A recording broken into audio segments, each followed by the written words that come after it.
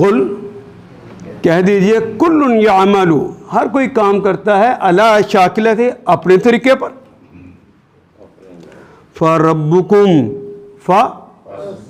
रब्बुकुम, तुम्हारा रब का लफ्ज़ चुनकर इस्तेमाल किया है। अल्लाह खालिक भी तो कह सकता है,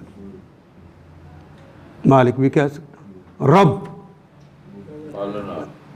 रब दो मानों में इस्तेमाल, वो तो उसके कई मानी है, लेकिन रब का कलमा जो यहाँ इस्तेमाल हो रहा है मैं उसके हवाले से गुफ्तगू करने लगा हूँ। रब कहते हैं पालनहार को। इंसान मुतकव्वन है दो चीज़ों से, एक है उसका जिस्म, दूसरी है उसकी रूह। दो चीज़ें हैं उसके अंदर, जिस्म और रूह। आसमान और ज़मीन की सारी कुव्वतें लगाकर गंदम का एक दाना पैदा होता है, और इंसानी जिस्म को जिन जिन चीज़ों की ज़रूरत है उसका पहला बीज किसके सामने पैदा किया था जी? अल्लाह ही ने पैदा किया था ना। उसने जिस जिस चीज़ की ज़रूरत इंसान को है वो पहले पैदा की है, इंसान को उसके बाद पैदा किया। हत्ता कि ज़मीन का टेम्परेचर भी जब मुकम्मल इंसान के काबिल नहीं हो गया, पहला इंसान इस दुनिया में नहीं भेजा।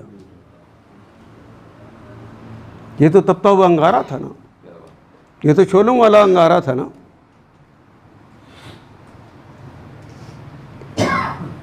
एक एक चीज़ पैदा कर दी। इसी तरह यह भी यूनिवर्सल बात है कि दिमाग तफावत करते हैं, लोगों ने बातिल नज़रियात खुद की अल्लाह की रहनुमाई और अंबिया की रहनुमाई के बगैर बना लिए। उन बातिल नज़रियात से बचने के लिए वो जो नुकसान पहुंचाना है उन्होंने आखिरत की दुनिया में और इस दुनिया में, उससे बचाने के लिए अंबिया और रसूल भेजे। वो जो तालीम देते हैं उसे कहते हैं तरबियत करना। रब के एक मानी मुरब्बी होते हैं जो तरबियत करता है।